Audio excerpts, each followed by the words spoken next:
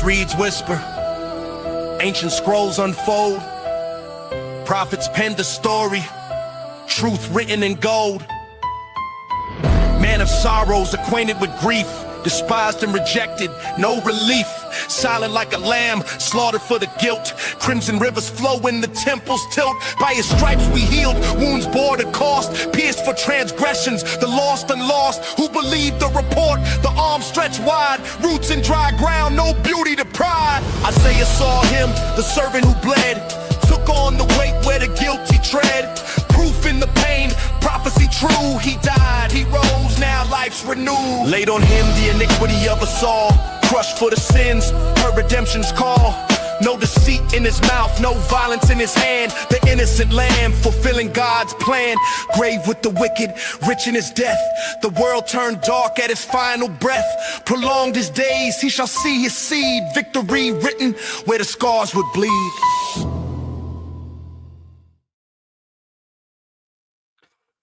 How's it going, everybody? Hope you're having a good Saturday morning, afternoon, whatever it might be, wherever you are at.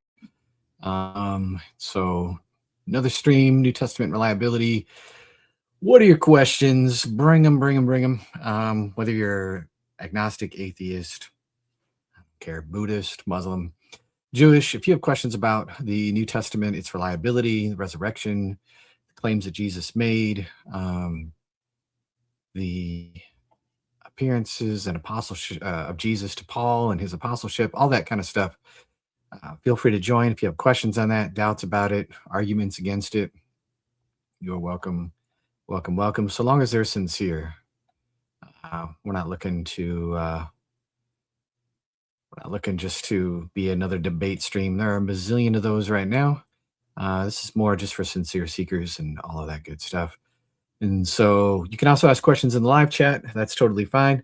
Once the stream gets rolling and the comments are more dense, I might not be able to answer everything or see everything. So if you do a super chat of any amount, I will be able to see that a little easier. Those don't actually really help my channel a whole lot, although they do help. We're not going to lie, but YouTube does take a chunk. And so speaking of which, if you want to support this channel, you can go to my Patreon, patreon.com/IsJesusAlive.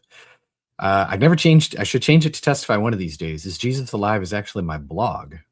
So believe it or not, I do have a blog.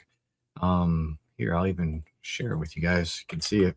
This is from like way back in the day here, but yeah, there you go. And so, yeah, a long time ago, I was doing a lot of the blogging. That's how I actually got into apologetics first, was just through blogging, at least in terms of sharing apologetics content or whatever. So there's all kinds of stuff there. Sometimes stuff, I still use it sometimes if I like have something in mind, but I don't think it's really totally video worthy. I do have some responses to our buddy Dean Responds there, I guess. And for those of you saying, hey, why don't you respond to Farhan Ahmadiyya? I have actually here on the blog. I just think his content is just not really good enough to warrant a full video response, although maybe I'm wrong about that. But all that stuff happened over a year ago, so maybe nobody cares anymore. But yeah, anyways, patreon.com/IsJesusAlive if you want to support the channel. That's all I'm going to say about that. No grift here. Whoop, I'm not supposed to see that. Anyway, yeah, so there you go. What kind of perks do I have? You get early access. That's about it. It's not super great. It's just if you want to support the channel. I do this part-time for a living while I also work part-time as well. So that's greatly appreciated. With that in mind, we'll look at the chat there. Got any one of these for Old Testament? Are we going to do a live for Old Testament? My friend Jonathan McClatchy might join me. We've talked about it. We've talked about talking about the Exodus. We talked about discussing some of the other stories from the Old Testament and its reliability. I have made some videos. I mean, even recently I talked about the invasion of Sennacherib on Judah and why we have tons of reasons to think a historically accurate account. And so, yes, Johnny G, very good question. I will probably do one of these. If I do, it'll be with my friend Jonathan McClatchy, because he's done a lot more study in this particular area than I have yet. But that is something that's in the works, and so stay tuned for that. But I appreciate that. I do think we should talk about Old Testament stuff more. So yeah, Milk Drinker says, "Hey, hello, brother, drinking the milk. I hope that's whole, maybe even raw. Anybody drink raw milk here? You give it to me. Give me the raw milk, not the pasteurized stuff. All of that stuff. We want straight from the cow." Anyways, I don't know what I'm on this morning, but anyways, hey, Testify. Hey, sir, gospel preacher. Is that a King Jimmy there? You King Jimmy only? That's okay if you are. Hello from England. Good day. I'm sorry, that's Australia. Hello, my English friend. I'm sorry that your country is so cooked. The news that comes out on your country on the daily basis, honestly, it makes me sad for my friends in the UK. I don't know what your politicians are doing with immigration, man. But with that report, with the grooming gangs and all that kind of stuff recently, man, that's awful. It's awful. It's awful. So last week I had a guy yelling at me because he's like, "How could you support strong immigration to policies and be a Christian?" And it's like, England, that's why. So with the stuff that's going on there. Gospel preacher, can we pray to Mary? I would say no. I would say no too. I'm not a Catholic. I'm not Orthodox. I don't really necessarily believe in intercession to the saints. But I'm not going to get really into that. This is more about New Testament reliability than my thoughts on that. And I think if there's anything we can all agree on, Catholic, Orthodox, or Protestant, is that the New Testament is historically reliable. And so, but does the New Testament say anything about interceding to the saints? I would say it doesn't. I think the best argument that I've heard from Scripture to intercession to the saints, I guess people could say maybe Revelation or something might have something about it, but would be from like Second Maccabees. And so, anyways, we got our homie Juan here. What's up, brother? Hi, how are you doing? Good. So, I had a question about a quick question. Yeah. About the recent saints. I just had a chat with Craig Blomberg on the resurrection. Oh, nice. Yes, it was pretty awesome. Cool. Yeah, I'm going to publish it today, later. Awesome, man. Yeah. So he was my question about the recent saints. So my question was like, why do you think that Matthew was the only one who wrote that? Because you may have heard like sometimes skeptics make like this argument from silent, like how come the other ones didn't think it was important enough, right? So I wanted to get your take on that. Yeah, sure, for sure.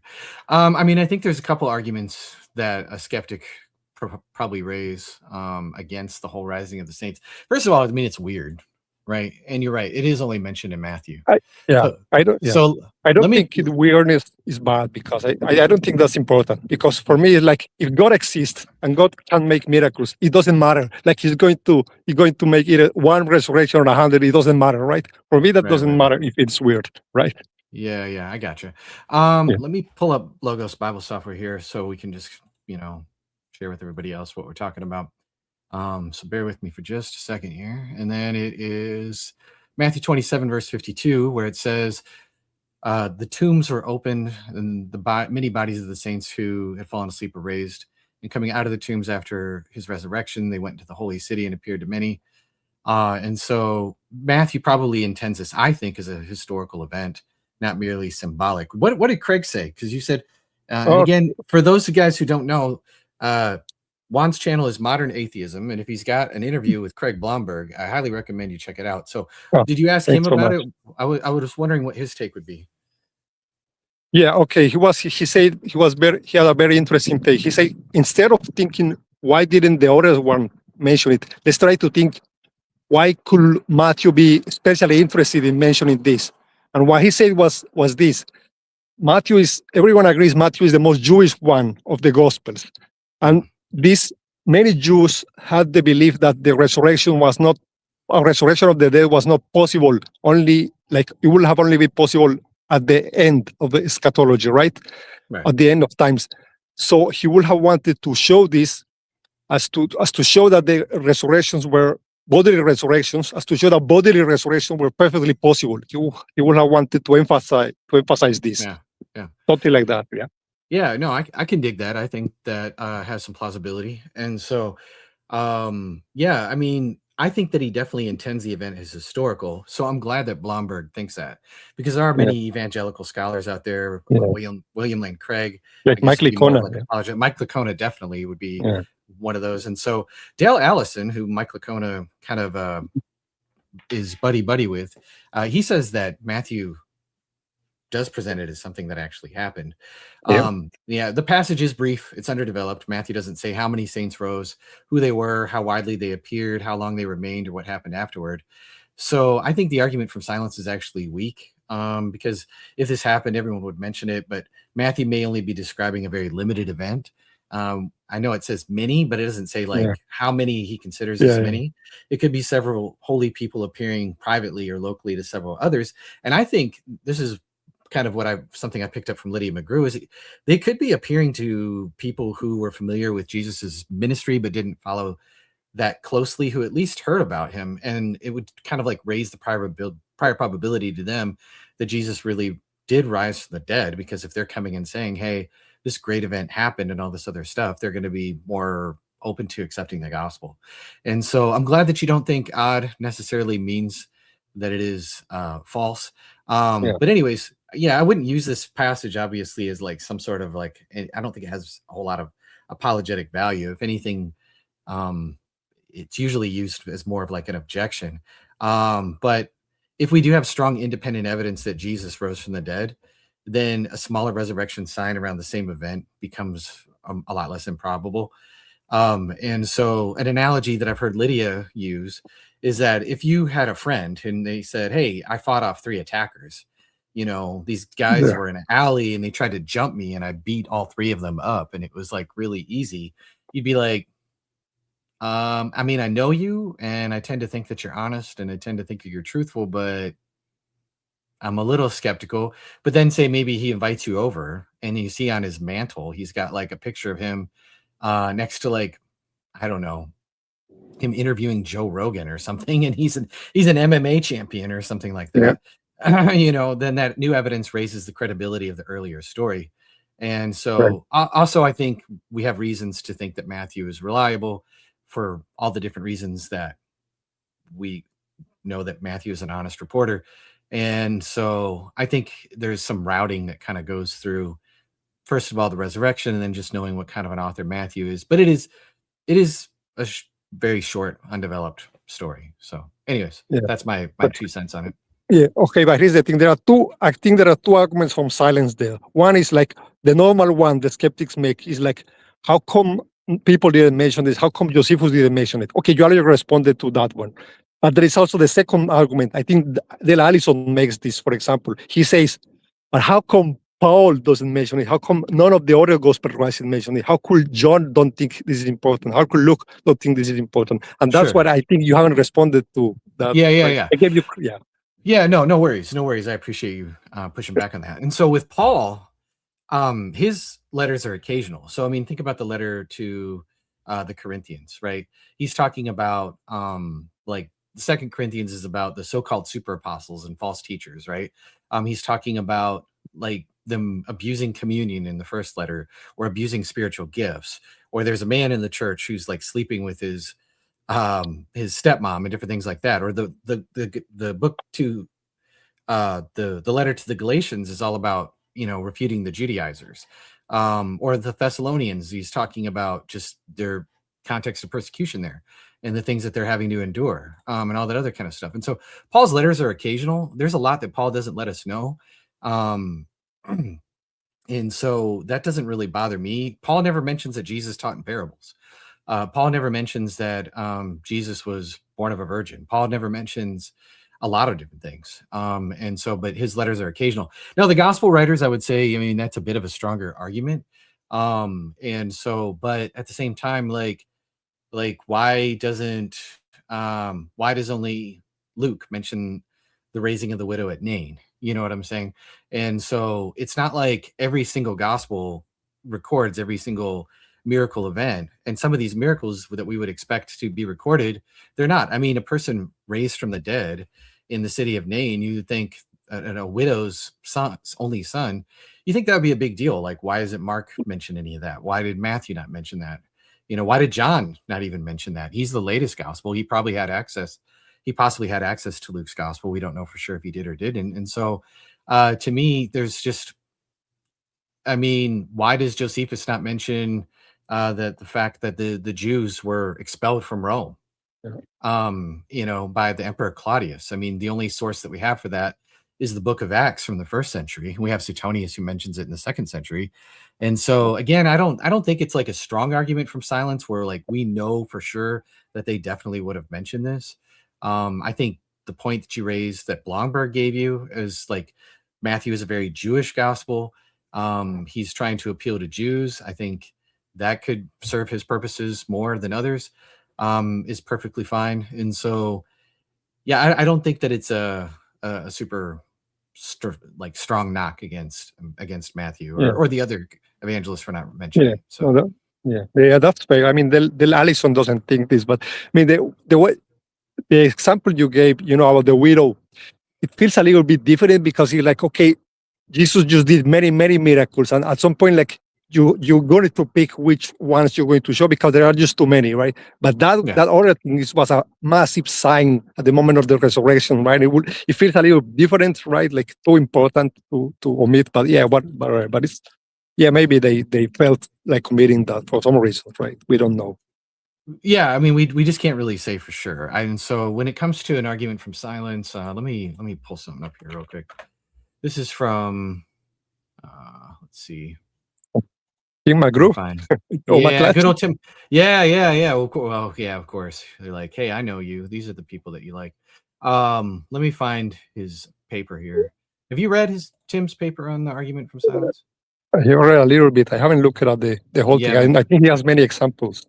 Yeah, he does talk about it. And so here, let me show you. When it comes to a strong argument from silence, I did talk about this recently in a video. Let me share the screen here. And so he says for a strong argument from silence, I didn't realize he's got all this stuff in here. Yeah, this is from his paper. So 3 necessary conditions for a strong argument from silence. The event or fact most certainly came to the notice of the author or authors in question. In Luke's case, maybe it didn't even come to his attention. Luke is a traveling companion of Paul. He is in Jerusalem at a certain point with Paul and had access to the disciples. But for one reason or another, he may have not heard about that particular story. So we can't say for sure that it would have absolutely came to the notice of the author or author in question in that particular case, or even Mark. Mark is a traveling companion of Peter. And so maybe you might think, well, why didn't Peter mention this in any of his sermons or different things like that? You know, we could say that, but maybe it just didn't come up because it just wasn't a necessary point for him to be making in his teaching and preaching, right? And so I don't think that it fits the first condition. Excuse me. Second condition, the author or authors would have recorded it in some other clear fashion, given the evidence of the fact had they noticed it. I think that just kind of ties into the point that I made with the first point. And then 3, the work or works that which this would have been done survive to the present era and come to the notice of contemporary scholars. Well, in that case, Luke says in his prologue that many had undertaken to write basically something like a gospel, something that he was doing. And yet his was the only, you know, like we only have 4 gospels from the 1st century that we know. And so there could be, maybe there was another somebody who did write about this particular event, and that particular work just did not survive. As you know, papyrus is something that is going to fall apart. It's not going to be well preserved. The reason why we find so many papyri in Egypt is because it's dry there. And so they just it's easier for us to have them there. And so it's possible that maybe this did come to the notice to other contemporaries, and those writings didn't survive. And so I don't think it meets the conditions for a strong argument from silence. Okay, I see. Okay, that's good. Yeah. Yeah. I think that's all I wanted to ask. And Okay. just one last thing. What do you think about this debating? I remember you telling me that Oh, yeah, to ask sure. you in June, in summer, maybe in Yeah. I'm sorry. I normally don't check Discord, and I think you've been messaging me over there. or an email. I can send you an email. Yeah. If you want to just reach out to what's the guy's name at Modern Day Debate? I forget his name. Yeah, James or something. James. If you want to reach out to James and propose it, and just say, you have my green light, and copy me in it, and I can CC him and say, yeah, sure. If he's interested, then that's fine. Okay, that was great. I'm gonna do that. Okay, thank you. Yeah, something. Hey, and if he doesn't, Gospel Truth, you know who that guy is? I think Yeah. If James for some reason is just busy, because I think he's trying to do more in-person events lately. But if James is busy, then reach out to Marlon, and that'd be fine too. So, okay, that's great. Okay, thank you. Yeah, no problem. Juan. Good talking to you again. Bye. Yep. Take care. All right. Good questions there. Oop. I hope I don't butcher your name. Is it Kiros? Kiros? Okay. How's it going, man? What's up, Testify? I love you, bro. Your videos are awesome. Hey, well, if it's good, it's grace, man. What can I help you with? Okay, so basically, every time I debate like people, especially like atheists and Muslims, they always tell me the earliest manuscript we have is 125 AD, and that makes it so that it's like unreliable. Yeah. So with the early manuscript stuff, sure. Yeah, no, that's fine. And so basically you would just there's a number of different things that you could say about that. Number one, no scholar really is going to say, hey, the manuscript tradition is like just so bad that we don't really know what the original text was. Okay, and so I'm going to give you a quote from Bart Ehrman here. I'm just going to read it out loud. Bear with me here. Okay, so this is from his book, Misquoting Jesus, on page 252. This is the first version, okay? Later versions, for some reason, he took this out. I don't know, but I'll let you decide why. But Bart Ehrman says that Bruce Metzger, who is an evangelical scholar, he was the one who was his doctoral dissertation supervisor.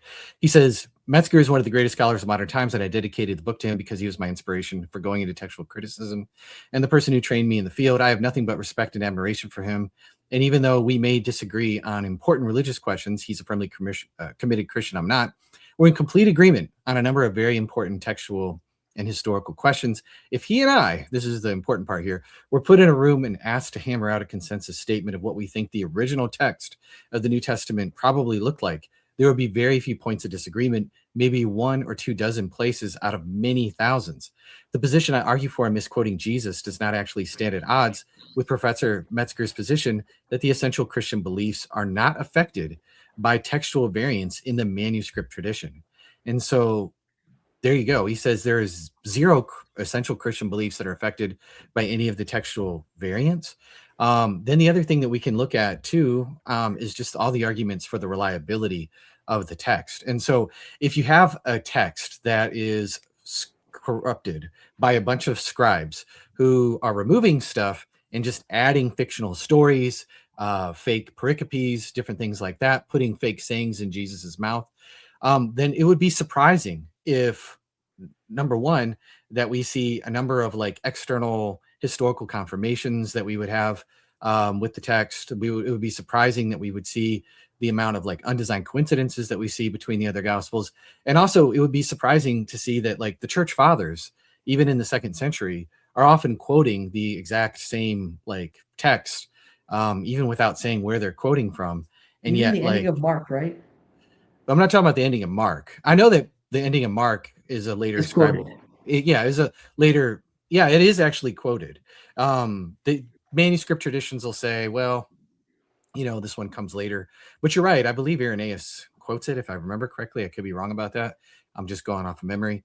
And so there's not just like we have this insertion about like the pericope adulterae or the longer ending of Mark. Therefore, all of it is that way. We can actually look at the text and all the historical reliability arguments and just look at the quotes from the early church fathers and go, well, these would be really surprising if the tradition was just so like vastly corrupted and all that other stuff. And if a Muslim is going to use this argument against you, they're really shooting themselves in the foot, because the Quran always speaks of the Injil that they have, the Injil that they have with them, and that these are Allah's words and nobody can corrupt Allah's words. And yet, But then it's corrupted. Yeah, of course. And Yeah. so, yeah, they're really Hilarious. they're really shooting themselves in the foot. It's not a good argument. Number one, they're just wrong. Number two, for them, it's hypocritical for them to even say that, because for all their lies about perfect Hadiths. preservation, they don't have perfect preservation. Even their own hadith talk about verses that have gone missing, verses that have been forgotten, verses that have been eaten by animals, and all that other kind of stuff. And then, and then number two, their book says that our book is preserved. And so, what are we doing here, guys? Yeah. Does that make sense?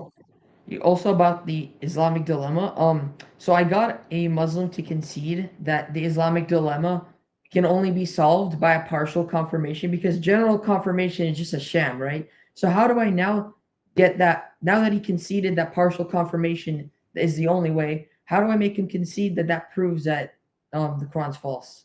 A partial confirmation. Well, yeah, I mean, 285 talks about, you can't just accept parts of the book and you're going to go to hell for picking and choosing, basically. And so, I mean, that's basically, you could just show them that and just be like, hey man, like it is what it is. I don't know. Yeah. You're asking like, how can I make them see it? You're just going to get a bunch of pushback is what you're going to get until they are willing to let go of Islam. Just people's cognitive dissonance will work over time to get them to just do mental gymnastics to not approve what is obvious. And so to not accept what is obvious is what I'm trying to say. And so, Yeah. summary. It's funny because like they make so much videos about how, oh, we debunked the Islamic dilemma, but then they really just don't debunk it. It's so funny. I watch all their videos. Yeah. No, good luck with your brain. don't hurt your brain cells watching too many other videos. But yeah, I mean, 285, believe ye in part of the book, but disbelieve some thereof. And so, yeah, I mean, it's right there. I mean, the context, the issue is the children of Israel commanded, don't shed each other's blood, don't expel each other from your homes, don't assist your enemies against your own people. If captives are taken, ransom them, but they were accused of killing, driving out people from their homes, cooperating in sin and aggression, yet ransoming captives that suited them. And so, meaning believe in and reject part of means they accepted parts of scripture they wanted to follow, but they ignored and violated parts that condemn their behavior. So the problem was selective belief. And so it's assuming that they have the text, period, right? It doesn't say people of the corrupted book. It doesn't say people of the missing book. It says guidance and light, right? Book. Yeah, it calls it guidance and light. How could you have guidance and light from a book? What Allah should have done is said, get rid of that book. That book is corrupt. If I took a part of you could illustrate it like this. If I took part of the Quran and I edited parts out and I removed parts and I added parts, would you still call that guidance and light? Or would you say, throw that away? That's not the Quran. I mean, from an Islamic viewpoint?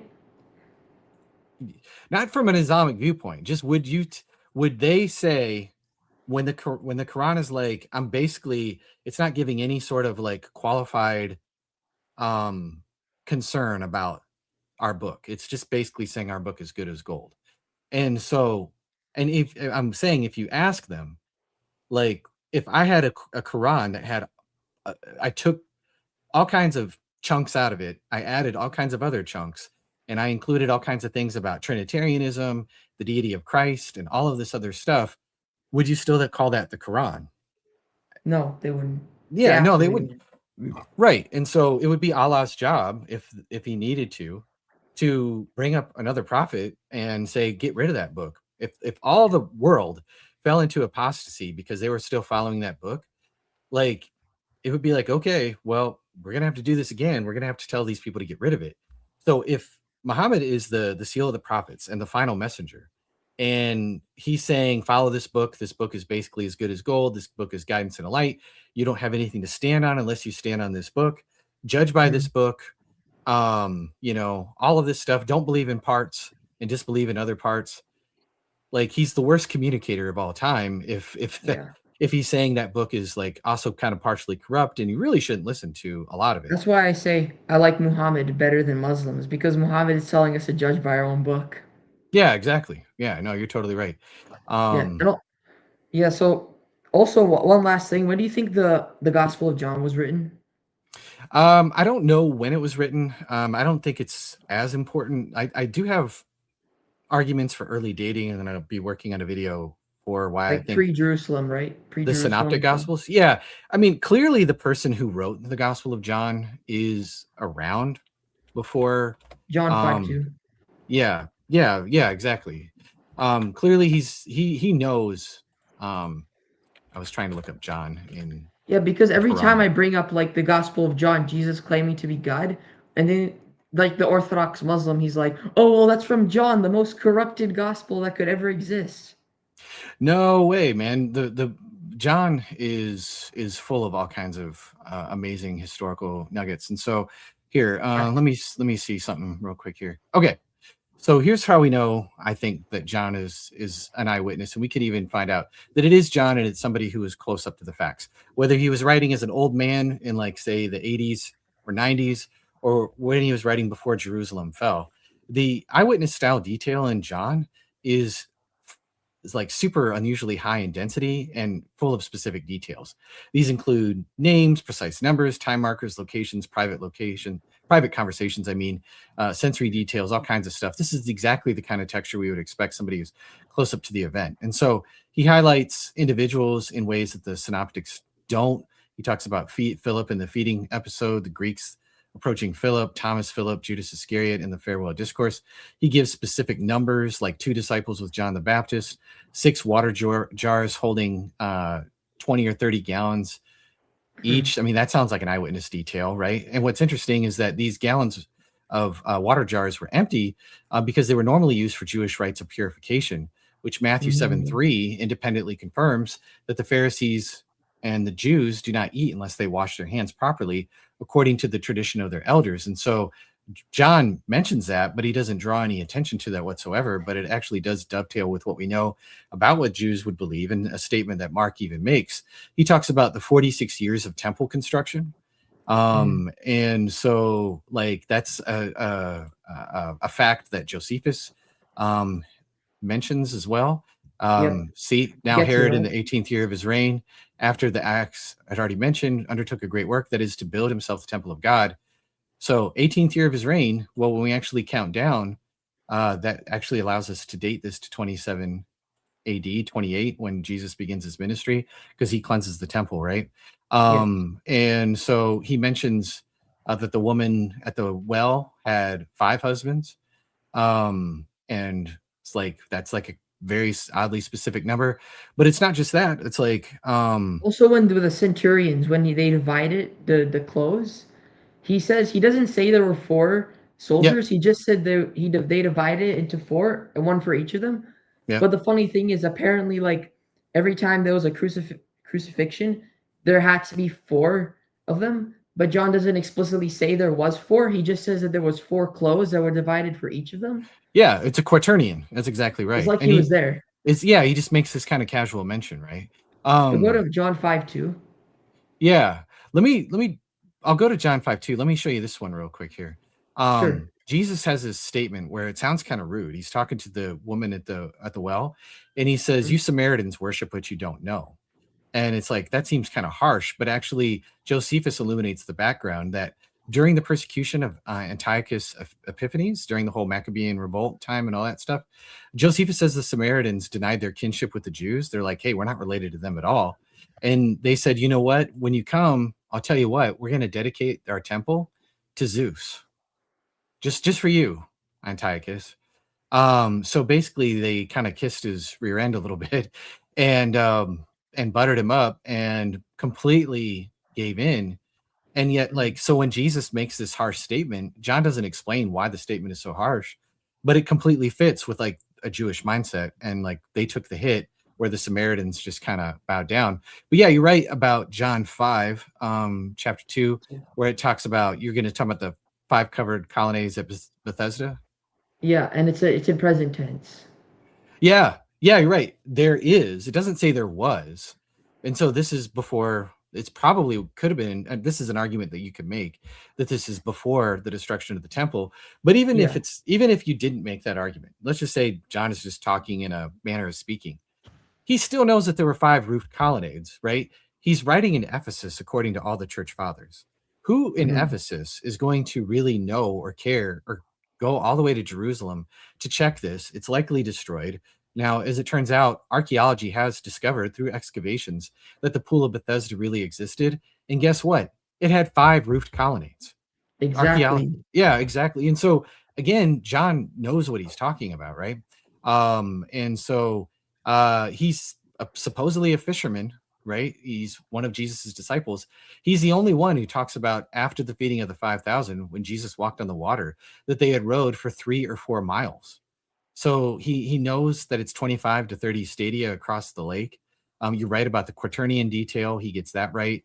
And so and then he mentions specific dates and time. He mentions the Passover. He mentions the Feast of Tabernacles. He mentions the Feast of Dedication. So the author is obviously Jewish. And again, he's writing at a time when the temple was still, or not writing at the time when the temple was still standing, but he was at least around and alive during that particular time. And so there's all kinds of these kind of things that It's just, awesome. yeah, that show like this guy is a witness with vivid recall, and Yeah. in ways that we can cross-check him, we find out that he's like very often historically accurate. And so, if anything, I think John is one of the least. I don't want to say like no, I don't think any of them are corrupted, but I think if you want to say one is that like surprisingly strong in eyewitness testimony, it's definitely John's gospel. Does that It's make got to be sense? all of them, though. It's just John gives lots of more detail.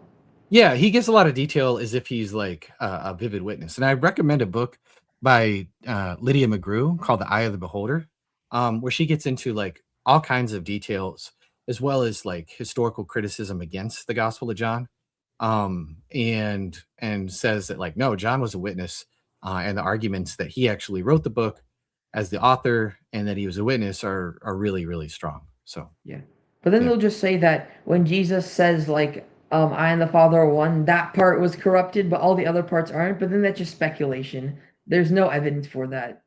Well, there isn't. I mean, the only thing that he could point to specifically in the Gospel of John is the pericope of the woman caught in adultery.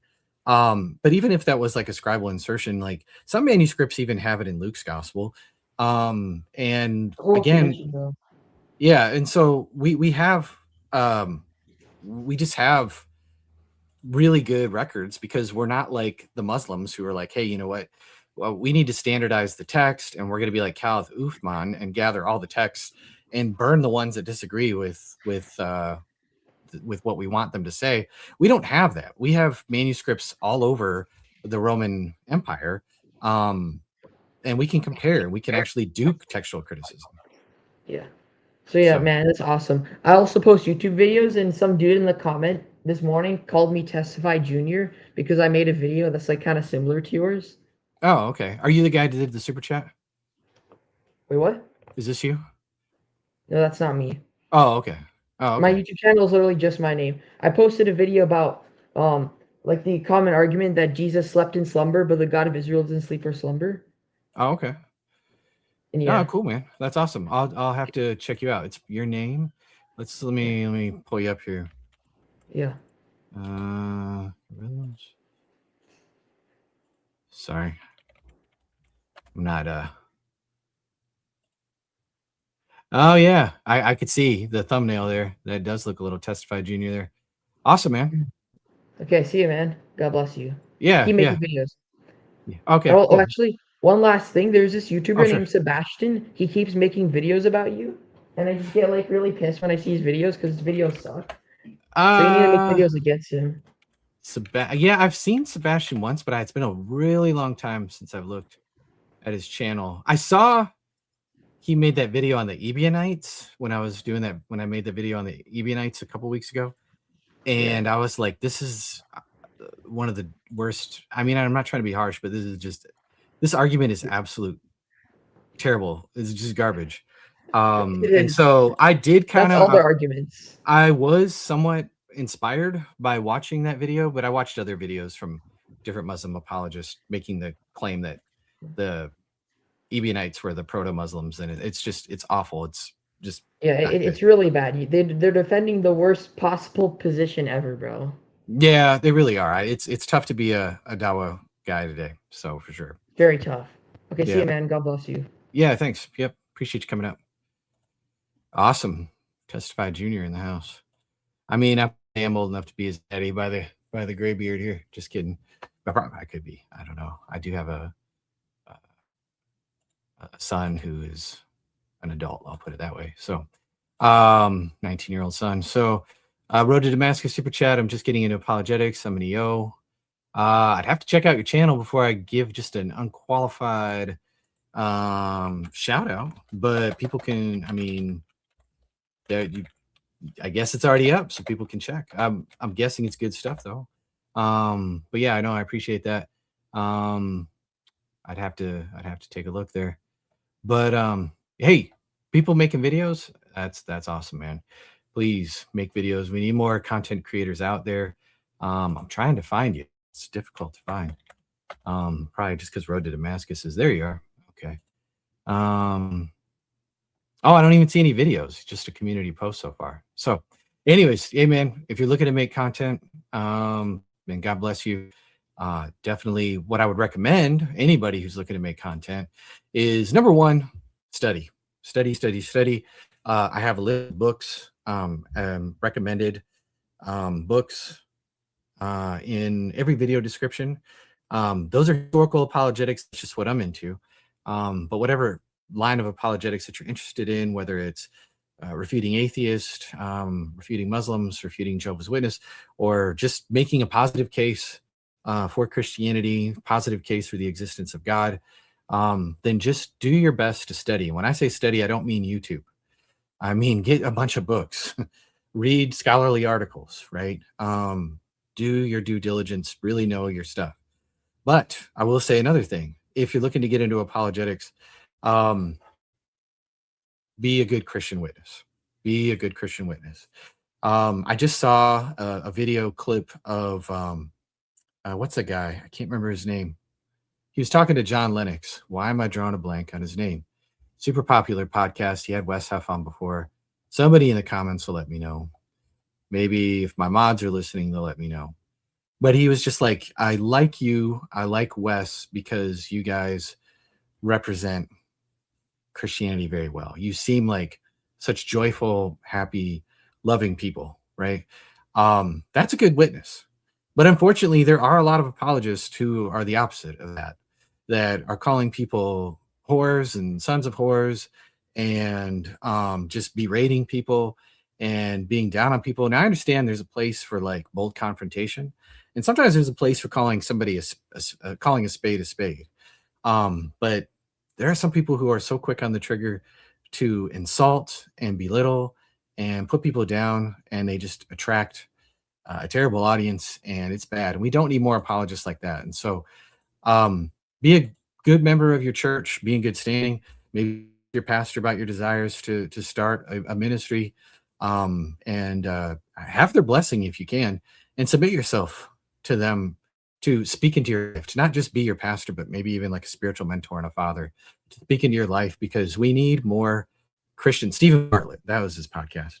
And so we need more people who have good character in apologetics, because there are unfortunately some bad characters out there, and we need to get more guys like Lennox and Wes versus some of the other ones out there that are bad. And so make sure that you're strong, mature spiritually as well. And if you can, I would definitely recommend have your pastor's blessing and ask him to speak into your life. Have somebody over you.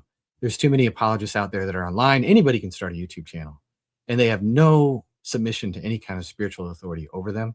I went to my pastor. I told him, please, I a spiritual father in my life. I want you to speak into my life. I want you to be able to help me in any areas that I would be deficient in. Not in knowledge. I probably know more about apologetics than he does by a lot, and he'd be probably the first to admit that. That's not his field. His field is sheep, and I'm still a sheep, right? And so, anyways, it's just super important. Didn't mean to harp on that too much, but it's getting bad out there. So I don't. Some of the stuff that I see, I'm just like, ooh, this does not represent Christianity well. So just make sure that you have the character. Assuming most people they do, if they want to. If you love the Lord, that's what you're going to want to do anyways. So, anyways, all right. Whoa, Vinny, having some audio issues, brother. Vinny, Vinny, you're muted at the moment, just because it sounds like I don't know if you're walking around with your phone in your pocket right now or what's going on, but try it again. Vinny, can you hear me? Yo, my bad. No worries. No. Okay. I mean, I just have like a question. Yeah, go for it. What books would you recommend on learning more? So I'm Christian.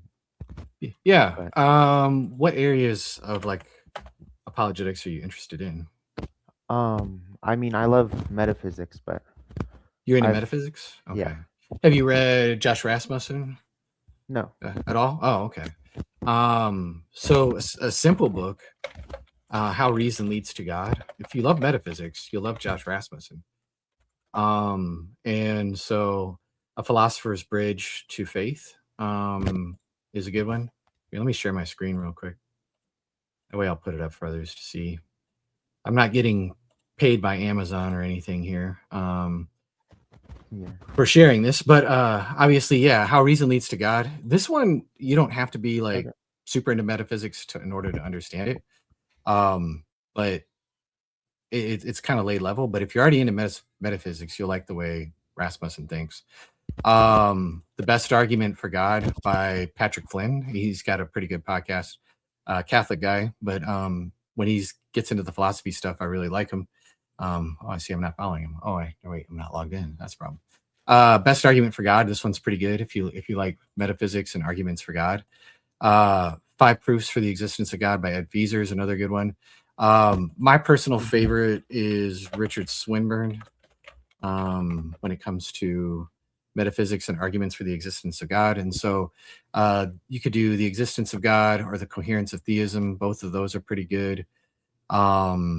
And so this is a shorter, more simple book. Is There a God? That I would say is kind of like on the same level as the Rasmussen book that I recommended. But this one's just super easy to understand, I think. Like you could hand this to like a layperson and they would be fine. Reasonable Faith, obviously, I don't have a problem with Craig. I mean, I disagree with Craig on some of his theology, but and some of the ways that he even approaches the Gospels. But his arguments for the cosmological argument, the teleological argument, like the fine-tuning argument, I think even the moral argument, I mean, it could be a little better, but it's still not bad. And so let me think of another one. Those are some just right off the top of my head for like arguments for the existence of God. And then this one might be a little less popular with some people, but Return of the God Hypothesis. Now I tend to think in terms of Bayesianism. And I think Steve Meyer actually does a good job of using kind of Bayesian reasoning in these different arguments for the existence of God, like the fine-tuning and the cosmological, like the Kalam. In this particular book, I think he does a good job of it. But it's also written in a way that's layman friendly. So thank you, man. I'm sorry. I didn't know I was in here, so I do have to go. But thank you for all the recommendations. Yeah, you're good, man. No problem. All right. Yo. So there we go. Mega, I see our buddy Koopa. Koopa, you're always welcome to join again, buddy. Good to see you. So Diary of the CEO. Thank you, guys. That was the podcast. I don't know. That was really cool. I don't know. His reaction to that was so good. I might even play it. It was, let me see if I can find it. Might as well play it, right? Let me see. Let me see if I can find it real quick here. not on Twitter. So I saw it on Not the Bee. Yeah, let's play this real quick. No, that's wrong. Share this tab instead. Just boomering it here. Is this the West Half one? No, this is it? Yeah, here we go. In a world with so many challenges, what can we do to restore hope and trigger engagement? Give people a real basis for hope that transcends this world. And the only place I know where to find that is in Christ and in Christianity. John, thank you. One of the most compelling arguments for God that you've presented and your way of seeing the world and being is not actually necessarily anything you've written in your books, or not necessarily anything you've said. It is actually you, and you have a certain peace and contentment that I rarely see in people that I interview, but I often see, and I've almost always seen in the Christians that I've interviewed. And this is a interesting phenomenon for me. I interviewed Wesley Huff recently. Do you know Wesley Huff? Yes. Yes. He was the same Canadian. as you. Yeah. Wesley's a bright cookie. Yeah. He was very much, he gave me the same feeling as you, just like feels like a really happy person, very sort of content, rounded, there are many anchored. of us. Yeah. But it seems to be a trend that, a lot of the Christian apologists that I've interviewed have that anchoring that so many of us are looking for. There's a real sense of that. I sit in front of many people, and of course they often ask me questions I don't even understand, but in life, that peace is very important to me. And also what we started with, when I look at you, I see someone who's of infinite value, made in the image of God. And so what I say to you or think about you is hugely important to me. And I wish you well. Thank you. I'm not crying, you're crying. No, I'm just kidding. Yeah, I guess I don't know. That's awesome. We just don't see enough of that in apologetics. Lately it's become so much engagement farming. It's become so much clip farming. It's become so much like own the Muslim, dunk on the Muslim, dunk on the Jehovah's Witness. I'm not against something like all of that. I think there are some people that like really engage difficult challengers well in a way that they still stay Christian, and they could be bold and they could be firm when they need to be firm. I think like God Logic overall is a very good example of this. But there are others out there that just like, if this is what Christianity is, and this is how people are being introduced to Christianity is by some of the people that are just like, insulting them, cussing at them, calling them names, calling them stupid, and insulting their mothers and all kinds of things like that. And it's like, what are we giving people? Like, how is that a transformed life at all?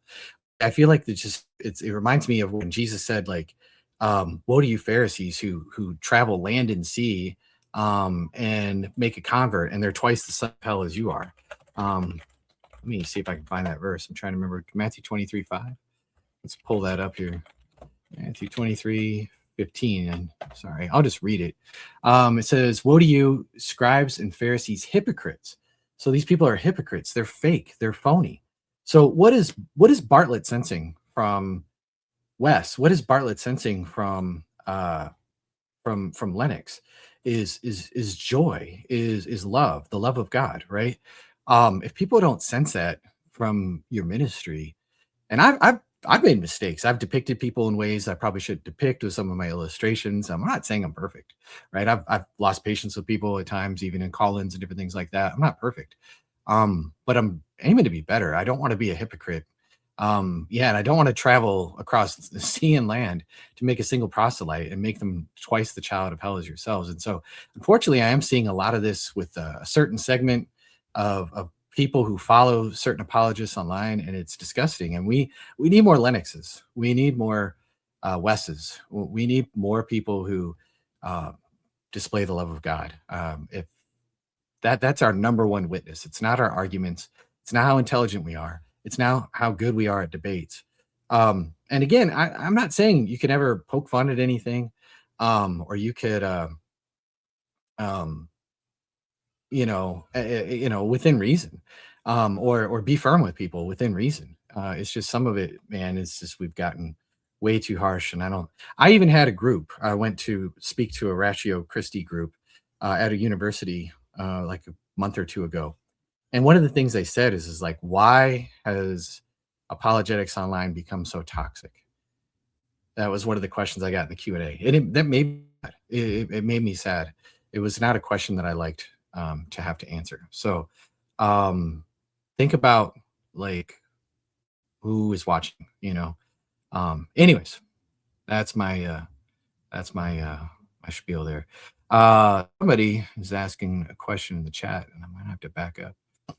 Logician PC, if you have your question, I'm trying to scroll and I'm not seeing it. You said, can I ask a question? You've already asked two. I just don't see them. And so if you want to jump on, ask me a question if you're able to. If you have a phone and you just want to do audio, you can. Or just ask your question again, because I'm scrolling up and I just see a lot of your comments and I'm just not seeing a question in them yet. So just feel free to ask it again. So I'll go ahead and check out the live chat because we have no guests at the moment. Let's see. I'm reading Mere Christianity Autoclist by Theophilus. I need more books. Yeah, I just went through some books right there. I have this blog post on my blog. I've talked about it before. I'll go ahead and pull it up. Do I have it here? Recommended books. My mod is sending me a message, so maybe this is the question. Oh, okay. Why do you reject the view that some scholars that Luke used Josephus's writings when writing Acts? Let me see if I can find. I have some notes on that. It's a good question. Actually, I will just read you Ben Witherington. All right, and so I am sorry that this is long, but this is a very good section in Ben Witherington's comment on the Acts of the Apostles and did Luke use Josephus? And so I'm just going to read it. It comes as no surprise since the works of Josephus and Luke sometimes tread the same ground that they've been often compared.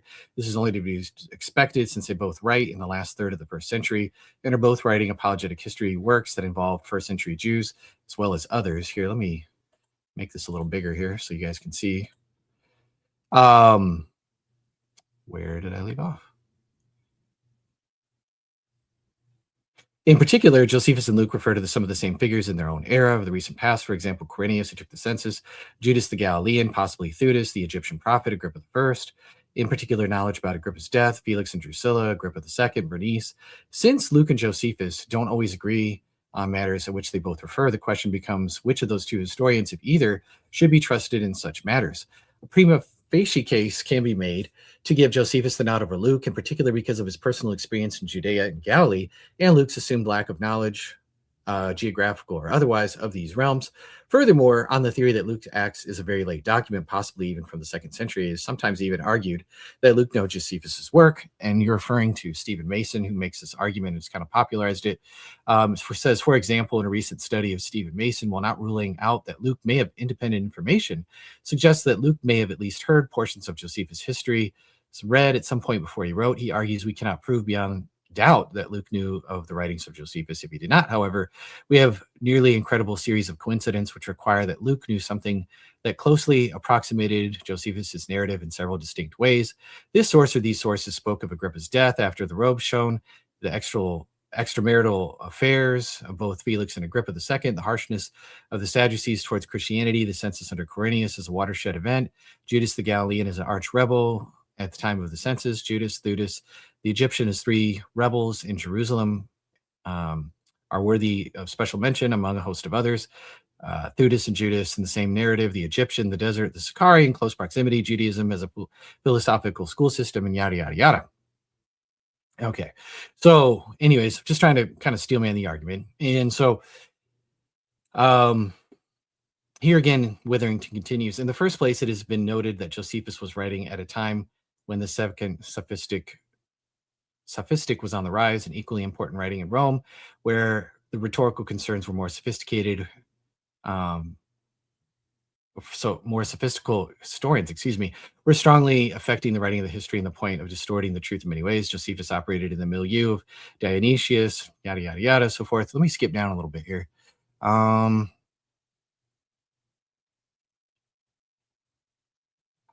Sorry about this, guys. I'm trying to remember there's a quote in here that's just really good.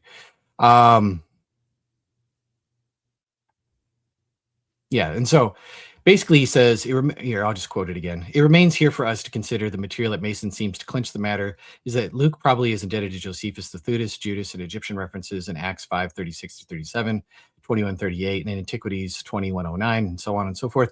Let us first point out that the reference to the Egyptian is historically perfectly plausible in Acts 21 and comports with Josephus' suggestion in regard to some of the substance of the date. The Egyptian who was a figure who appeared and caused trouble during the rule of Felix, the end of which period is also the time when Paul is taken in custody in Jerusalem. Yet Luke and Josephus also disagree on important facts, and this is where I think Witherington cooks here. Acts 21 suggests the Egyptian led a band of daggermen. Josephus suggests that he was not associated with such people, but was rather a prophetic figure. Acts suggests that he led 4,000 in the desert. Josephus says that he led his followers 30,000 to the Mount of Olives to prepare a siege of the city. Mason admits these differences, but he attributes them to Luke's poor memory of what Josephus said. Okay, so poor memory, and then he goes on to say, poor memory might lead to jumbling up some facts, but it hardly accounts for the difference in the numbers of the followers. Are we to think that Luke picked a number at random, not remembering at all what Josephus said? Is it not more plausible to conclude that Luke and Josephus had independent traditions about the Egyptian that differed on some important matters? There is one other factor that Mason does not take into account. Luke is reporting here the off-the-cuff remarks of a Roman tribute under duress, who himself could have jumbled up the facts. Were these the remarks of one of Luke's main positive characters, one could plausibly assume that the views expressed reflected Luke's understanding. This is less certain in a case like this one, especially since we see Lysias's letter to the procurators and his ability to bend the truth. And then he talks about, this is another important point here, we turn to the more difficult matter, what could be the reference of Theudas and Judas in that order. Mason points to the same order in Josephus' discussion of the two figures. He suggests that Luke remembered the order of Josephus' discussion, but forgot that Josephus had indicated that Judas was a much earlier figure. In short, his memory was selective, and what he remembered was not the substance of Josephus's account in the actual order. It must be admitted that this seems strange, especially when one is talking about an ancient historian like Luke, who is far more likely to concentrate on matters of substance rather than matters of chronological order. As Bruce says, only a superficial and cursory glance at Josephus could give the reader the impression that Judas himself came after Theudas.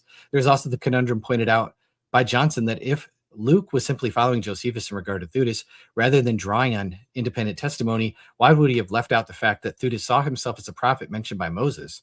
Since Theudas was a false prophet and could have served as a perfect foil for Luke's portrayal of Jesus as the true Mosaic prophet, is there a more plausible explanation? Is that it should be given to this theory of selective bad and good memory? And so he just basically says that he could have had his own sources of information and different things like that. So basically, in a nutshell, the main answer is that there's overlap, but where there's overlap, there's actually disagreement. There's disagreement on the timing of the census, supposedly, or at least that's something that Luke could have smoothed out. And instead, it's something that biblical critics bring up as like, this is a mistake. The number, like the Egyptian, the point that he made about Theudas. There's also the fact that people point out at that particular point, Luke makes a historical error, which I don't think that he does.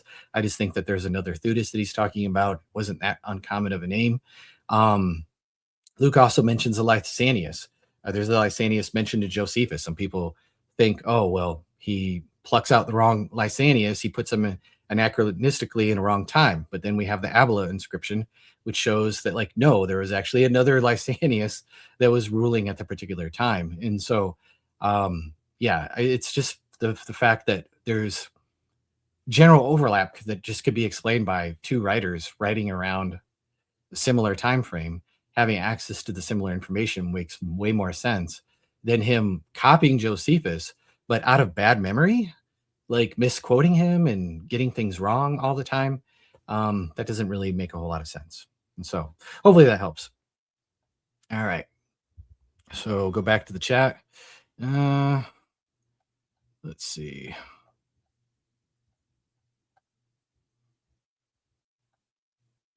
Faith from Reason just did a YouTube video on Luke and Josephus. Yes, he did. I actually would recommend that one. Faith Because of Reason is the name of the channel. He said that wrong, but he corrected himself there. Is that a Rangers hat or a Tennessee hat? It is Texas Rangers. Did you know that it is Pride Month? Did you know the Texas Rangers don't celebrate a Pride Month? That's sort of why I bought the hat. Sort of. I know that's bad. I know that's bad. Maybe it's bad. I don't think it's bad. Or is it based? Maybe it's petty. Also, Corey Seager is cool. Wyatt Langford is cool. How long does Eric usually stream? Couple hours, although with no callers in the queue right now, it might end a little bit early. When talking about reliability, do you support the Texas Receptus or other texts? The more text, the better. I don't have a problem with people using the critical text.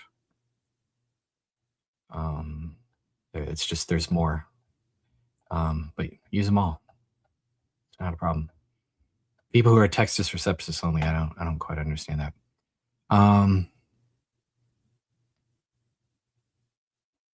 Let's see. We could go back a little bit to the Josephus question here, because there's some other things that I didn't mention. And so let's take a look at Acts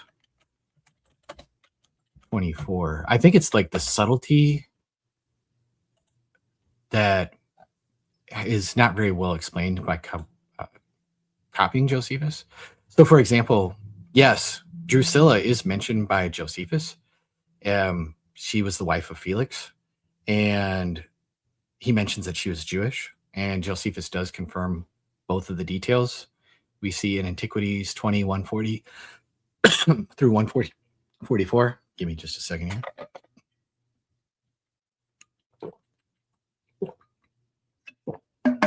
Now, Drusilla, she's not like a famous Greco-Roman figure, yet Luke correctly names her, and he identifies her as Jewish. Josephus says that Felix persuaded her to leave her husband to marry him. And what's really funny is he used it says right here, it says, one of his friends, a Jew he was, and birth a Cypriot, and one who pretended to be like a magician, endeavored to persuade her to forsake her present husband. So he's using a Cypriot Jewish magician to persuade her to leave her husband. That's a little weird. And so obviously this was a big scandal. But notice that Paul, when he's preaching to Festus, he says, and he reasoned about righteousness and self-control in the coming judgment. Felix was alarmed and said, go away for the present. When I get an opportunity, I will summon you. Okay. So all of a sudden, Paul mentions righteousness, self-control, and the coming judgment.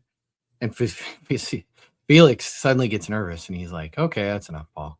You can go back to your cell now. But notice he doesn't mention, Luke doesn't ever mention that like Felix left his wife, or excuse me, that Drusilla left her husband for Felix, and that Felix used a Jewish magician. And so it's the casualness, right?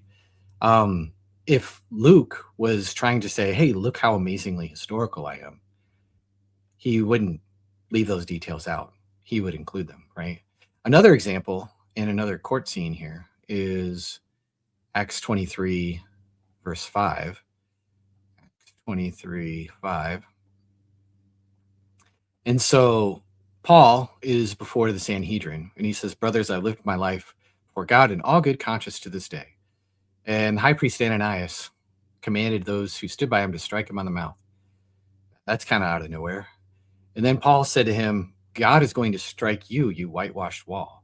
Are you sitting to judge me according to the law, yet contrary to the law, you order me to be struck? Those who stood by said, would you revile God's high priest? And Paul said, well, I didn't know he was the high priest.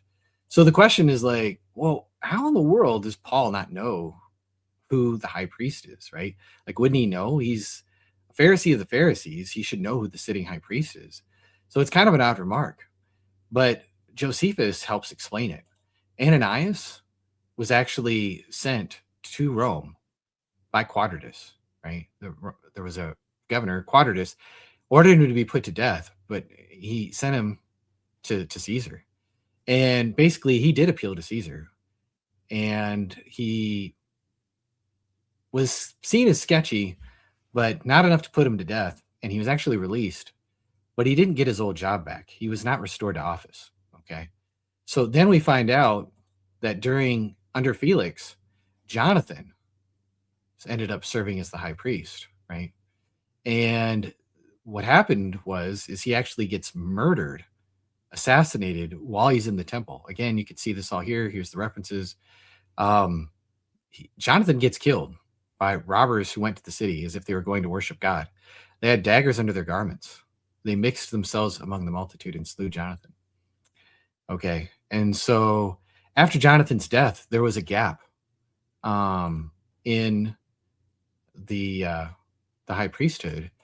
And it wasn't until Ismail, the son of Fabi, was there another high priest. So there was a gap. Let me see if I can find the reference here. Yeah, here we go. And so, yeah, that's who Agrippa ended up giving the priesthood to. I'm going to fix a broken link here, guys. So bear with me. It ended up taking me. There we go. And so Acts 23 actually falls during this interval when Paul's getting smacked on the mouth and calling him a whitewashed wall. And they're like, you can't revile the high priest like that. And he says, well, I didn't know he was the high priest. Well, the reason why Paul said that is because he wasn't the high priest. Paul was being sarcastic, right? I didn't know he was the high priest because he wasn't. He was faking the funk. He was coming to work in his uniform, but he had been fired a long time ago. He was a usurper. And so this fits Paul's character of sarcasm that we see all throughout his letters. I mean, here he's talking to the Corinthians and he's saying, you guys have all you want. You've become rich. You guys are kings. And would that you did reign so that we could reign with you. And then he starts talking about how the apostles are just called the scum of the earth, all kinds of sarcastic tone in 1 Corinthians 14:36. Or was it from you that the word of God came? Are you the only ones that it reached? Right? Like, that's pretty sarcastic. He tells the Corinthians they gladly bear with fools. That's pretty sarcastic. When he says, hey, everybody else took offerings, but I didn't. Forgive me of this wrong, guys. I'm sorry I didn't take your money. That's pretty sarcastic. And of course, the famous line in Galatians where he's like, hey, you know those Judaizers who are saying you got to be circumcised in order to be saved? Why don't they just go all the way? Just cut the whole thing off. And so Acts gives us this odd remark. Josephus supplies the political backstory and the context that makes it intelligible. But notice, again, I don't think that he's copying Josephus, because think about all the detective work. You have to carefully read, when was Ananias deposed? When was he released? He wasn't restored to office. Then you got to later read Antiquities and find out, oh, wait, Jonathan was the high priest, but he was assassinated, and there was this gap. And then it was only till later Ismail, and he's got to do all this necessary detective work. And for what payoff? He makes no mention of this historical context. Luke dedicates his Acts and his gospel, Luke, to a dedicatee, Theophilus. Does Theophilus, is he carefully reading Josephus? Is he going to go, wow, what an amazing historian Luke is, right? And so, no, it doesn't seem like that's what's going to happen there. It just seems more likely that this is just two people writing the same historical context with access to people, and they just know what they're talking about. So, all right, we got a guest here who keeps changing his name, which seems super sketchy. So we'll give him a chance, but you're already looking sketchy at the beginning, bro. Refuting Kerfer turns to Tim. Tim, you there, buddy? Timotheus. What's up? Hey, can you hear me? Yeah, can you? A little bit. You got some static. How Yeah, about man, what's now? your question? Yeah, I can hear you. Yeah, I was thinking about your topic. Can we trust the New Testament? Mhm. That's a very wide topic. How would you answer that? How can we trust the New Testament? You were assuming what? the words within it, it's historicity, it's univocality, it's what? Well, just now I was talking about its historicity, and so I was talking about the Book of Acts, and I gave 2 examples of where the writer of Acts seems to know the political and religious settings of the time in a way that like he couldn't have just looked up, like using Google or Wikipedia. And yet, when we can confirm him by looking at the Jewish historian Josephus, he is getting like difficult facts correct. And so that would be one argument. Yeah, sorry for that. How about univocality? Like, what's that? How would you frame that? It's kind of hard to hear. What was the question? About It's a univocality, how would you frame that? univocality. I mean, I would say that the New Testament is inspired. It's written by different authors. You have 4 different gospel writers. You have Paul's letters. You have the Catholic epistles written by different apostles or companions of apostles and different things like that, or like Jesus's family members. And so, sure, they're going to sound different and be different, but they're not disagreeing with one another. Yeah, about that. So, you, just to make it clear, your only reason that New Testament is univocal is that it's inspired. No, that's not my only reason. I'm just saying that they don't disagree. They're written by people who either knew Jesus personally or companions of his apostles. But I'm just saying they don't disagree. I'm saying there is no disagreement between them. As a Christian, I believe it's inspired, but I'm not arguing it's inspired, therefore it's true. That would be just circular. Yeah. So about the disagreement, so I'm sure you are familiar with the passages that seem different in the Gospels and reconcile them, like the Son of Man is the Lord over Sabbath. The difference between Mark, Luke, and Matthew. Mark and Luke are basically the same, and Matthew have extra stuff in there added to support, which seems like to support the theology that Jesus must be the Son of Man. Like, how would you understand? Are you aware of what I'm talking about? Why would variation necessarily mean redaction?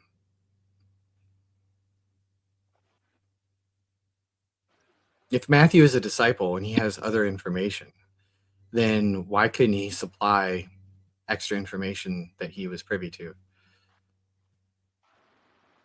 Yeah, you're not really like establishing the argument, I guess.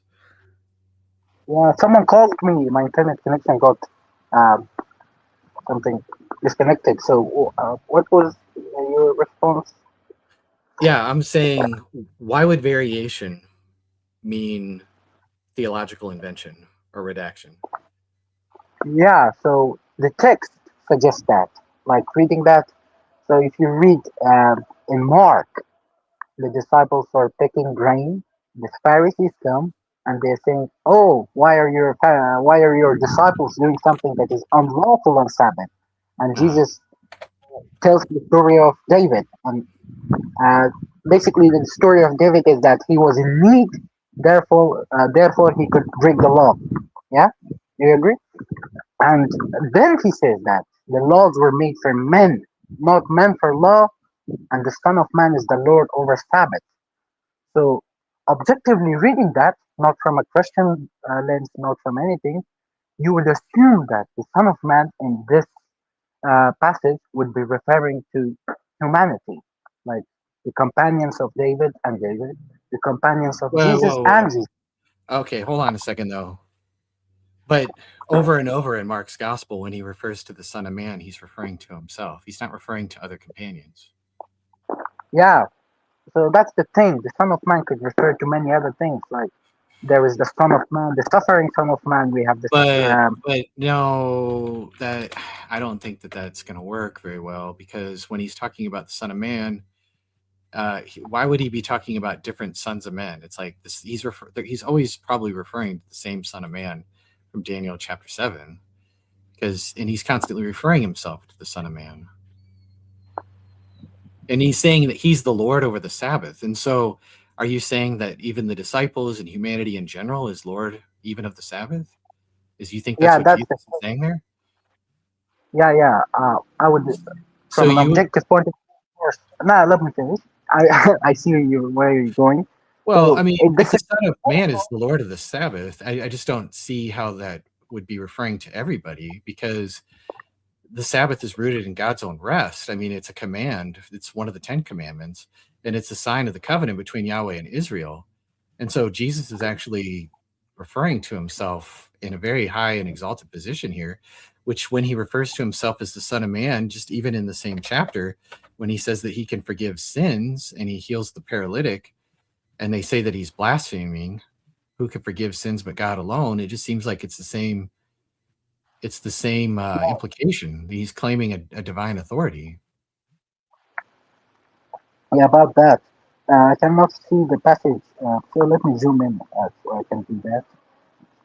So, is it Your line is possible? real staticky, and it's like you're kind of talking in like I don't know, it's like you're not clear. Let me remove my headphones then. Yeah, that might help. Yeah, now. Yeah, it's a little better. Can you hear me? Oh, you're muted. Here, hold on. Yeah, now. Yeah, that's better. Yeah, let me now. Can you speak? Yeah, can you hear me? Yeah, so make sure I can hear you. Okay. Is it the passage that? Can you bring back the passage? I was just zooming in there. Like, is it the passage where he says that the Son of Man has the authority to forgive sin? Is that? Yeah, it's right here. Yeah, again, from an objective point of view, why would I think that's Jesus? It's like Jesus referring to someone else, saying that. Why do you Because assume that only God could forgive sins? who The Son of Man can do that. Okay, sure. That's pretty simple. And so when Jesus saw their faith, he said to the paralytic, "Sons, your sins are forgiven." Now, some of the scribes are sitting, questioning their hearts. Why does this man speak like that? He's blaspheming. Who can forgive sins but God alone? And immediately Jesus, perceiving in his spirit that they thus questioned themselves, said to them, "Why do you question these things in your hearts? Which is easier to say to the paralytic, 'Your sins are forgiven,' or say, 'Rise, take up your bed and walk,' so that you may know that the Son of Man has authority on earth to forgive sins." Yeah, sorry, sir. Hold on, let me finish the verse. Yeah, someone called me. I was disconnected. Oh, okay, sorry. Do I need to back up? Oh yeah, there's a guy calling me. My internet connection just blows away when he calls. Oh, sure. So I'm going to read the verse again. And so it says, "So that you may know that the Son of Man has authority on earth to forgive sins, he said to the paralytic, I say to you, I, the person with authority, I, the Son of Man, rise, pick up your bed, and go home." And he rose and immediately picked up his bed and went out before them. So they were all amazed and glorified God, saying, "We never saw anything like this." Jesus, I don't think there's I can't think of a single commentator. I can't think of a critical scholar. I can't think of anybody who thinks that Jesus is not referring to himself here as the one who is the Son of Man that has authority on earth to forgive sins. He's not talking about general humanity there. I can't think of any scholar, critical, agnostic, atheist, Christian, whatever, that would say this is not Jesus referring to himself. He's constantly referring to himself as the Son of Man. Yeah, so actually, I don't have now the evidence that. I just had seen this post that there is the Son of Man that would be sitting on the right hand of God, the suffering Son of Man, and basically three other kinds. So I don't know justification for that, whether it has or not.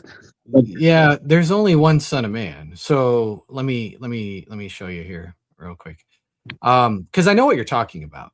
And so Bart Ehrman, for example, would say that when Jesus is referring to the Son of Man, he's not even referring to himself in certain spots. Okay. And Bart Ehrman has said this. E.P. Sanders has said this. There's other scholars who say this. And so here's their argument. Let me share with you a screen here. Because I've actually done a video on this before, so I'm just going to share. Yeah, I've seen the video. Oh yeah, but I cannot fully recall it. I've seen it. It's been a while. Yeah, your argument was that his position is so simple or something like that. Well, here's the reason why Ehrman would say that he's referring to somebody else. Is he's saying that in those days after the affliction, he's talking about the Great Tribulation or whatever, and the end of the age and all that other stuff. He says that they'll see the Son of Man coming on the clouds with great power, right? And then you also see this in the other Gospels and the shared material between Luke and Matthew. And you see this in just different places, okay? It sounds like when he's saying standing in the presence of the Son of Man, he's not referring to himself. And what Ehrman says, this is a quote from his book, look again at all the sayings given above. And I just kind of blew through some verses.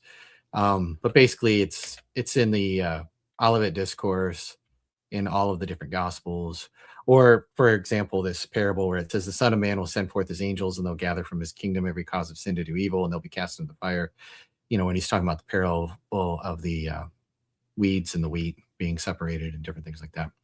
And so in none of them is there a hint that Jesus is talking about himself when he refers to the Son of Man coming in judgment on the earth. Readers naturally assume that he is talking about himself, either because they believe that Jesus is the Son of Man, because they know that elsewhere the Gospels identify him as the Son of Man, but nothing in these things would lead someone to make this identification. And so basically, Ehrman's argument is that Jesus spoke of a coming Son of Man, and this was a heavenly future cosmic judge, but Jesus didn't identify himself as that figure. Jesus believed that the end of the age was coming, that God would soon intervene, and that a heavenly Son of Man from Daniel's chapter 7 would arrive and establish that kingdom. Jesus did expect to rule that kingdom as the Messiah, but not as the Son of Man. The reason why Bart believes this is because he uses the criterion of dissimilarity. And so basically he's trying to find like the original sayings of Jesus by using different historical criteria that critical scholars use. One of those is the criterion of dissimilarity. And so if a saying, Bart would say, is more likely authentic if it doesn't match early Christian theology, would be awkward for Christians to invent, and doesn't clearly support later beliefs. And early Christians believe that Jesus is the Son of Man and a cosmic judge who would return from heaven. And so therefore, sayings that clearly identify Jesus as the Son of Man, Bart is going to say that those are invented, that those are made up, that those don't actually go back to the historical Jesus. But what would go back to the historical Jesus are more difficult sayings where Jesus talks about the Son of Man, but he doesn't clearly identify himself as that figure, because Christians would be less likely to invent sayings that separate Jesus from the Son of Man. And so Jesus is speaking in the third person, and when he says things like the Son of Man will come or the Son of Man will judge, he doesn't say I will come or I will judge. And so for an example is like Mark 8:38, where it says, whoever is ashamed of me, the Son of Man will be ashamed of him. So Bart's saying that two figures are in view here. There's Jesus, the one who dies and he's going to go to the cross, but then there's the Son of Man. And he's saying, well, Jesus is speaking about somebody else. And so, but this is just fake. This is a bad argument, because Bart accepts that Jesus believed that he was the Messiah, that he was the Christ. And yet in the Gospels, Jesus refers to himself. He refers to the Christ as in the third person. So he asks in Matthew 22:42, what do you think about the Christ? Where you have one instructor who's called the Christ. Or he says, you belong to Christ. He doesn't say you belong to me. You have one instructor, me. What do you think about me? And so like that doesn't work. Now, another argument that Ehrman gives is in Matthew 19:28, Jesus tells the 12, you'll sit on 12 thrones judging the tribes of Israel, which would include Judas. Well, after Jesus died, everyone know that Judas was a betrayer. Christians wouldn't invent a saying where Judas promised a throne. So he's going to say, well, that's embarrassing. That goes back to Jesus, right? And so, but yeah, that doesn't work very good. Number one, because most people think that the 12, it's just referring to kind of like a college rather than specific individuals, and Matthias replaces Judas. But then when Jesus says that the Messiah is coming and he's going to judge, the Son of Man is coming in his glory to sit on a throne and judge all nations, he talks about the parable of the sheep and the goats. And then he says that the Christ is the one that's going to do that. The king, the Messiah, the king is going to be the Messiah. The Son of Man is coming in his glory. He's going to put the sheep on the right and on the left. Then he says the king are going to say. So unless Bart's going to argue that there's two individuals in view here, it's just way more simple to say that the king and the Son of Man are one and the same. And it would make sense that the king and the Son of Man are one and the same, because Daniel 7 basically describes a coronation scene where the Son of Man comes and sit at his right hand, which is what a king would do. And so I just think it's a terrible argument. I didn't mean to go on too long there, but hopefully that makes sense. Yeah, about the criteria of the similarity, actually, that part of him makes sense, but the real rebuttal to that would be that Jesus refers to the Christ in the third person too. Like, that's quite convincing for me. Yeah. It's he already does that. So why would we reject all the other statements where he refers to himself as the Son of Man? It doesn't make a whole lot of sense to me.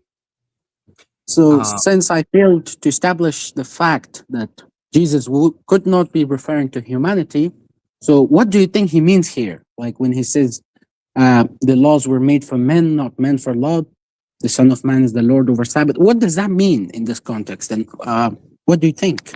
Yeah, no, it's a good question. And so I think he's establishing a very high authority of himself. And so basically the Sabbath was instituted by God himself, right? And so let me just pull up my screen here again.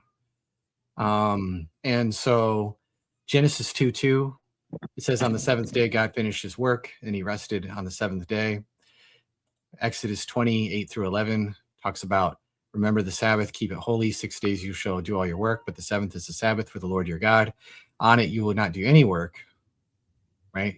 And there's like harsh punishments. He says that the Sabbath is a covenant sign. Above all, you should keep my Sabbaths and different things like that. And so it's not merely a Jewish custom. It's God's own holy day and a covenant sign. And Jesus doesn't offer an opinion on Sabbath application. He claims authority over the Sabbath. The Son of Man is Lord of the Sabbath. So Jesus is saying, I have the right to define the purpose of the Sabbath, and I place myself above its own administration. So when he's saying that the Sabbath was made for man, it's so that man could rest. It's not just, so they have to slavishly serve the Sabbath necessarily. But he's claiming a divine prerogative over the Sabbath. And he's saying, I'm the one who gets to define it. I'm the one that gets to like basically make these approvals and say yes to this and say no to that when it comes to the Sabbath. So he's placing himself in a position of basically calling himself God,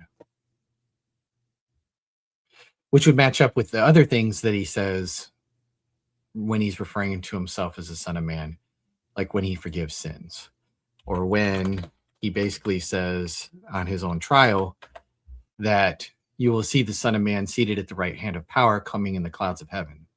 Basically he's saying, I'm the Son of Man. You're going to see me at the right hand of power. I'm kind of basically at God's right hand, meaning that he shares God's authority, and I'm coming in the clouds of heaven. I'm coming to judge you. That's what you're going to see me as. I am your judge. So authority over the Sabbath, forgiving sins, judging people. I mean, even I just read it in Matthew 25. It says, the Son of Man comes in his glory and all the angels with him, and he will sit on his glorious throne, and he's going to judge the nations. And so there's either two Tims, or you added yourself to the stage again. I hope you can still hear me.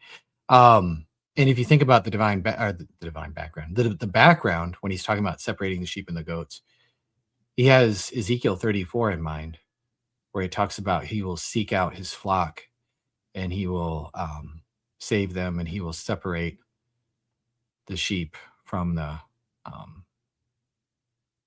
he will shepherd his sheep, and he will judge. Yeah, he will judge between the sheep, and the rams and the male goats. Oh, Tim, I'm sorry. Did I drop you? Oh, you got You know, disconnected. you didn't drop me. I was disconnected. Yeah. How on earth I was still on the stage? Yeah, I don't The know. man, the guy just called once again, and I couldn't just hang it No, up. no, that's The fine. internet got. Did you catch what I said? Were you able to listen at least? How much did I listen? Well, let me recall. If I missed anything important, so you might as well just repeat it. About the thing that Jesus has the unique authority over the Sabbath. It's like the man should not is not a slave to the Sabbath, like he must rest, something like that. You said. Yeah. Anything else I cannot recall. No, you're fine. I'm sorry you got cut off. I don't mind repeating myself. So I think if we look at the context, when Jesus, every time Jesus talks about the Son of Man, he's talking about a figure with divine authority. So he gets to define what the Sabbath, what's okay on the Sabbath and what's not okay on the Sabbath. With the paralyzed man, he gets to forgive his sins and heal his diseases. Which, if you think about the 103rd Psalm, bless the Lord, O my soul, and all that is within me, bless his holy name. Bless the Lord, O my soul, and forget none of his benefits, who forgives all of your sins and heals all of your diseases. Okay. Or then the Son of Man, he is going to judge.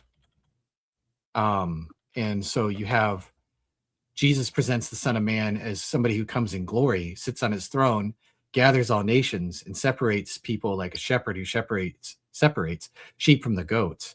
And this echoes Ezekiel 34, where he says that Yahweh will search for the sheep and rescue them, that he'll feed the sheep, that he'll bind the injured, that he'll strengthen the weak, judge the fat and the strong. He'll judge between the sheep and the sheep, between the rams and the male goats. And that Yahweh is the one who judges between the fat sheep and the lean sheep and saves his flock. And so when the Son of Man comes in glory, sitting on his glorious throne and gathering the nations as a shepherd who shepherds the sheep and the goats, Jesus is saying that's what the Son of Man does. He does the things that God does. Because in Ezekiel 34, it's Yahweh, God, who is the shepherd who comes to judge his flock. But in Matthew 25, it's the Son of Man who does that. And he's saying that he's the Son of Man. So when he claims to be the Son of Man, that's like a big thing. For example, just think about it from the Old Testament context. And so at his trial in Mark 14:61 through 62, they just flat out ask him, "Are you the Christ, the Son of the Blessed?" Jesus says, "I am, and you'll see the Son of Man seated at the right hand of power and coming with the clouds of heaven." The high priest, what does he do? He tears his robes and he says, "You're a blasphemer." So the issue isn't that Jesus just claimed to be a human Messiah. He says that I'm the Son of Man. I'm coming with the clouds and I receive universal dominion. Now, if we look at Daniel chapter 7, verse 13, the verses that he's quoting and saying who he is, what is the Son of Man? It says that he comes with the clouds of heaven. He comes to the Ancient of Days and presented before him. He's given dominion and a glory and a kingdom that all the peoples, nations, and language should serve him. His dominion is everlasting. It will not pass away. The kingdom will not be destroyed. And so what's kind of interesting about this is where it says these kingdoms will serve him. The word used there is Aramaic. Yeah, I'm aware of that. Aware of all that? Yep. Used for God. Yeah. It's reserved only in Daniel, at least. I'm not saying in other contexts, in other books. But in Daniel specifically, like they won't serve Nebuchadnezzar's golden statue, right? That's what Nebuchadnezzar gets so upset about. There's also the fact that he has an everlasting dominion, which in Daniel, Nebuchadnezzar is like, hey, your kingdom has an everlasting kingdom. Like this is after Shadrach, Meshach, and Abednego escaped from the fire. And then it's repeated in Daniel 4:34, where after Nebuchadnezzar is restored, he thinks he's an animal for a while, loses his mind, he regains his mind, and he again says, your dominion is an everlasting dominion. And then in Daniel 6, King Darius says the same thing, that your dominion is an everlasting dominion. Your kingdom will never be destroyed. And then Daniel 7:14 uses the same language for the Son of Man. Your kingdom is an everlasting dominion. Your kingdom will not be destroyed, which does fit with what the prophet said about the Messiah, the son of David. It says, to us a child is born, to us a son is given, and the government shall be on your shoulder. And his name shall be called Wonderful Counselor, Mighty God, Everlasting Father, Prince of Peace. And the increase of his government and peace there will be no end, on the throne of David and over his kingdom, to establish it and hold it with justice and righteousness from this time forevermore. And so like There's also the fact that he rides the clouds. He comes on the clouds. Well, only Yahweh rides the clouds. Psalm 104:3, it talks about he makes his clouds a chariot. Isaiah 19:1, when he comes to judge Egypt, he's riding on a swift cloud. Deuteronomy 33:26, it's God, again, who rides through the heavens to your help. It's basically he's riding on the clouds. Psalm 64:8 or 68:4, I mean, Yahweh is the one who rides through the deserts on the clouds.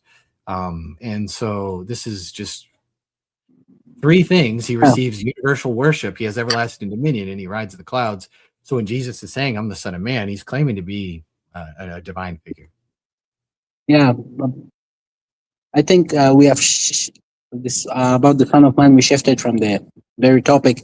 The thing about Matthew now, how Matthew quotes this, you're saying that he could just have extra material and wisdom. Like Matthew quotes, says something else, that there is the temple, someone higher than the temple. I don't exactly remember what Jesus said there. Yeah. Well, you have to keep in mind that variation can just be variation. Different witnesses can just, we can't just have this narrow view that Mark wrote first, and then everything after Mark, if it's retold in Luke or Matthew or even John, that it's just redaction, that it's just theologizing and invention for apologetic or theological reasons. Sometimes the variation is just variation. Just different people remember different parts of the story, and they choose to emphasize different parts. And so I don't really see anything like theologically hinky there. I mean, if you look at the passage, it says, have you not read what David did when he was hungry, and those that were with him, how he entered in the house of God, ate the bread of the presence, and it was which was not lawful for him to eat of those who were with him, but only the priests. Have you not read in the law on how the Sabbath, the priests in the temple profane the Sabbath and are guiltless? I tell you, something is greater than the temple here. And if you had known what this means, I desire mercy and not sacrifice, you wouldn't have condemned the guiltless. For the Son of Man is the Lord of the Sabbath. And so there's no reason to think that like you'd have to come up with a reason why he's saying this. And you could just say, well, he has a greater Christology because he's trying to say, look, Jesus is greater than the temple. And, you know, what could be greater than the temple? Because it's supposed to be the dwelling place of God's presence and the center of the priesthood and the sacrifice and all the worship and all that other stuff. And, you know, that fits Matthew's portrait of Emmanuel being God with us. And you could say that.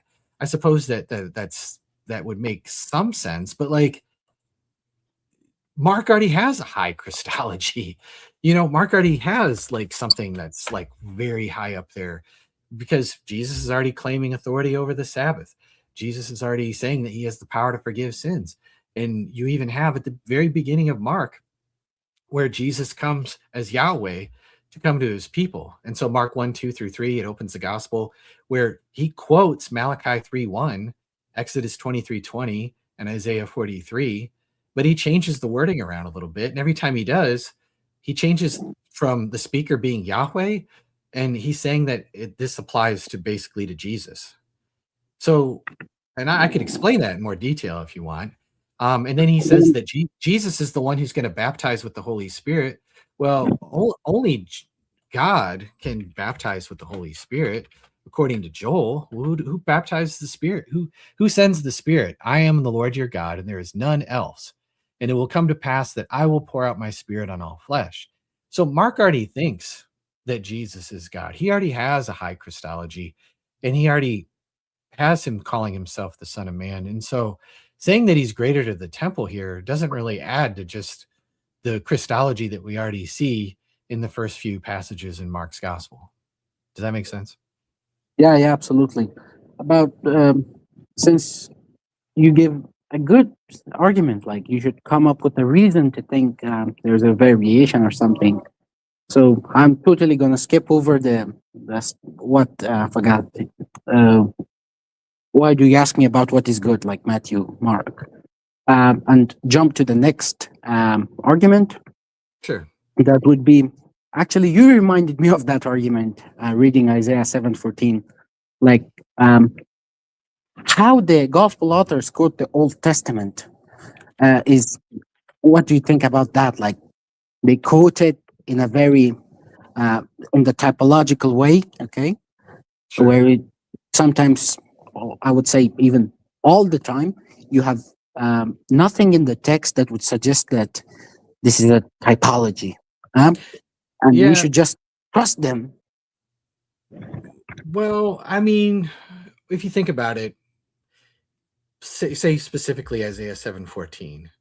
Number one, Isaiah 7:14 in like the Targums and a lot of the Jewish writings that we have never actually use that as a messianic prophecy. So if Matthew is just making stuff up and he's just inventing something and he's trying to say that Jesus is the Messiah, he could have used more like obvious messianic verses. Now, the main argument that Matthew is like misquoting this is the word alma means young woman and not virgin, but the Septuagint translators rendered it as parthenos, which is a normal Greek word for virgin, right? And in the context, Isaiah 7:14 is supposed to be a sign that a normal young woman, it says that, yeah, but if you think about it, like if a normal young woman having a child, that wouldn't be much of a sign, right? And so now there's scholars that have pointed this out. Alec Modier, there's what's the guy? Michael Heiser even has a whole long video on this, a whole like long lecture. Alma, everywhere in the Old Testament where it's used, it always refers to an unmarried young virgin. So Rebecca is referred to an alma, and she's clearly unmarried and sexually untouched, right? Like Miriam, Moses' sister, is referred to as a young unmarried girl. She's called an alma. The song Solomon 3:8 contrasts alamot, that's just the plural, with queens and concubines. So queens, they're not virgins. Concubines, they're definitely not virgins. So these are unmarried women that are going to be betrothed to the king, and they're called basically a plural word for alma. So all the other words in the Old Testament that use the word alma are either unclear or they don't contradict this meaning. So what the scholars will say is, well, Isaiah would have used betula if he really meant virgin. But betula itself sometimes needs clarification. So for example, in Genesis 24:16, Rebecca is called a betula, but in the next text, it says, it adds, no man had known her. So like, why would you need to add that if that like has to mean virgin? And so his usage here is actually completely fine. Him using the Septuagint isn't weird either. I think we're going astray. Okay. I'm sorry. I was talking very generally. Now I just realized that we are very specific on this matter.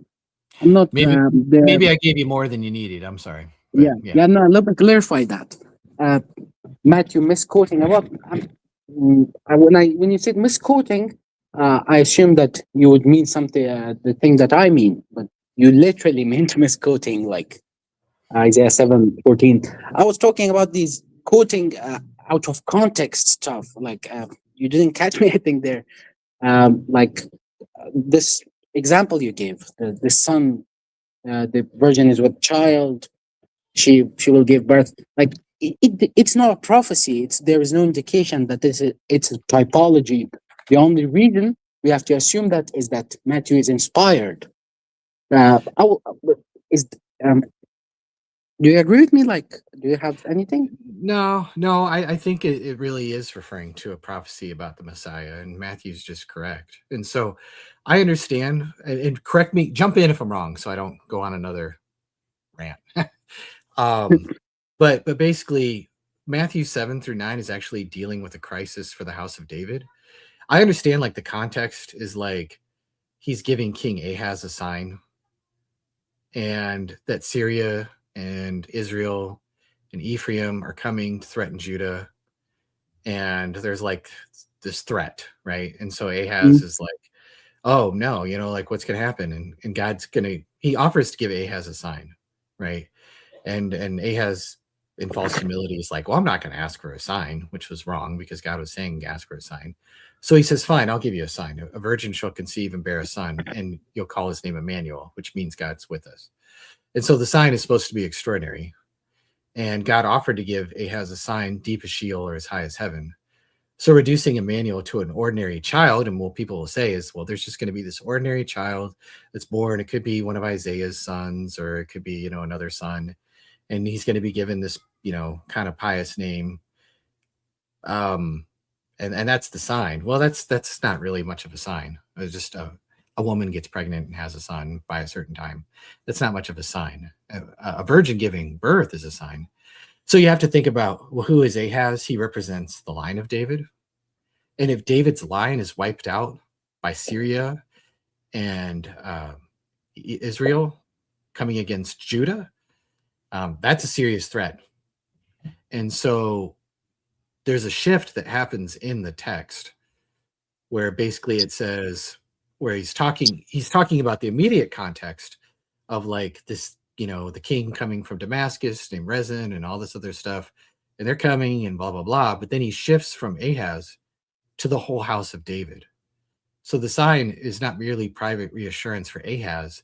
It concerns the entire Davidic line and the promised coming king, is what I'm saying. Yeah, after verse 11, you're saying? Yeah. Oh, yeah.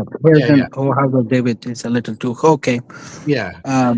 And so it talks about, then Emmanuel is mentioned again in Isaiah 8:8, where it says, your land of Emmanuel. So the land belongs to Emmanuel. In the Old Testament, your land is normally fitting for the king or Yahweh himself. And so it suggests at least that Emmanuel is not an ordinary child. And then Emmanuel, the child in Isaiah 7:14, I think is best read together in the verse that I just read in Isaiah 9, where it describes the Davidic ruler who's called Wonderful Counselor, Mighty God, Father of Eternity, Prince of Peace. And so God with us and Mighty God belong to the same hope of the line of David. And so when Matthew applies Isaiah 7:14 to Jesus, Emmanuel, God with us, he's saying that like it's all of that. It's all Daniel 7-9. And then how does he end? Right? He ends, lo, I am with you always, even to the end of this age. So he frames Jesus' whole mission as God dwelling with his people in the Messiah. So I don't think he's taking anything out of context. That's to be a little charitable. You can grant that. Okay, he has a very deep understanding of the passage, extracting this to be charitable. Honestly, how about like if we just skip this or go to some other quotes that he makes, like Hosea 11:1, like how would you reconcile that? Yeah, no, I get you there, because it's talking about Egypt clearly, right? Out of Egypt I called my son. It is kind of funny. And so let me go to that real quick, see if I can find it.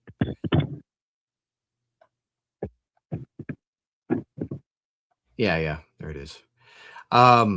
Again, people like to say Matthew invented the massacre of the innocents to get Jesus to Egypt so that he could quote Isaiah. But here I think it is, and I could be wrong about this, and I'm willing to be corrected about this, but here I think he is kind of being typological. I think he knows that Jesus really did go to Egypt. And so I think Matthew is making a connection that I don't think a lot of like modern interpreters, I think we would kind of wince at it, but I think he's just speaking like typologically. Like Israel is God's son, right? Yeah. He's referred to as God's son over and over in the Old Testament. And then, but think about Israel when they were called out of Egypt. What did they do? Well, they complained. They're like, give us water, give us food, like, why did God bring us out here to die? Well, Jesus is kind of like, he represents like personified Israel, which is why the servant in Isaiah is also called Israel, right? Over and over, the servant is Israel, to the point where you have Jews today go, no, those servant songs are only about Israel as a nation, not whatever. But I think Jesus represents a personified Israel. And so when he's tempted in the wilderness for 40 days and 40 nights instead of 40 years, right? And he refuses to turn stones into bread.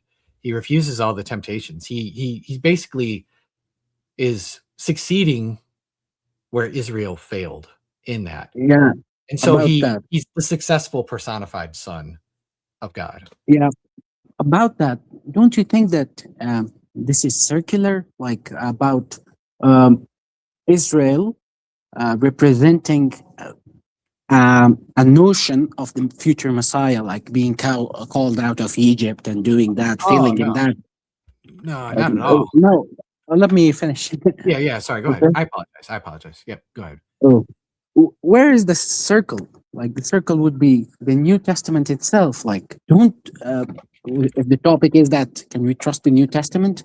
If the New Testament is drawing an image of, like, who can guarantee that the New Testament is not deliberately doing that, like uh, mirroring Israel and Jesus, like 40 days in the wilderness, 40 years in the desert, like. Yeah, because I think we can show there's a couple different ways that I can go, so I'll just directly answer. The Old Testament does refer to Israel, and then there's like a blind Israel who is a servant, and then it talks about Israel like the Messiah, and I can show that. So this isn't a construction in the New Testament; it's an Old Testament concept. But how do we know that, like, they're not just like stealing stories out of the Old Testament to make Jesus look to be the Messiah? Well, again, I think if they were going to do that, there are other things that they could have used that are more obvious messianic prophecies. But number two, it's just going to come down to what are the authors of the Gospels like? Are they historically accurate? Can we cross-check them in different ways? Do they show themselves to be knowledgeable? Do they show themselves to be truthful? Do they show themselves to be close up to the facts? And because I'm running out of time, I won't be able to get into all of that. But I have playlists. I have tons of playlists where I show that the gospel writers, they are highly reliable, honest, very, close up to the events that they're talking about. And they show themselves to be like historically like accurate reporters. They didn't feel free to invent stories or different things like that to, just use some sort of typology to find fulfillment. Yeah, I'm aware of that the gospel authors are careful, at least. Yeah. They're adding in stuff to clarify what Jesus said, to clarify what happens. They're, in that sense, they're careful. If you're referring to that they're afraid to be what's the word? I forgot the word. Historical. Yeah. Yeah.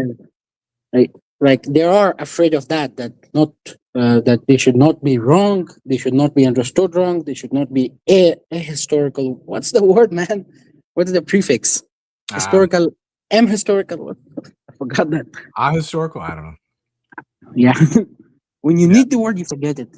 Yeah, as you said, you're running out of time. Yeah. One more question that's not relevant to the conversation. Just I wanted to know your position. Okay. Turning. Oh yeah, I forgot my question. Oh, no worries. Yeah, I had that one question about Isaiah 53, but the way you approach to Isaiah 7 really give me the idea that you would assume that Isaiah 53 is literal and not typological. Because if you believe Isaiah 7 have something, not to make it fully typological, then Isaiah 53 obviously. Yeah, that was one question. I forgot the other position about what I had this question for a long time. I forgot it now. Okay, if I remember it, I will hop up if I see you live. Yeah, come back. I try to do these either Tuesday or Saturday, or sometimes both if I can. So you're welcome to come back anytime, man. I would love to talk to you more about messianic prophecy and how they interpret these kind of things, or we could get into the details of the Gospels being written by reliable reporters, or if you want.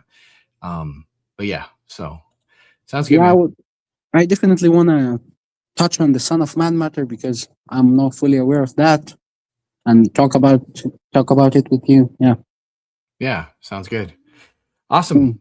Thanks for joining too. Yeah. I appreciate it. Yeah, thank you. Yep, take care. All right, I think that will do it for now.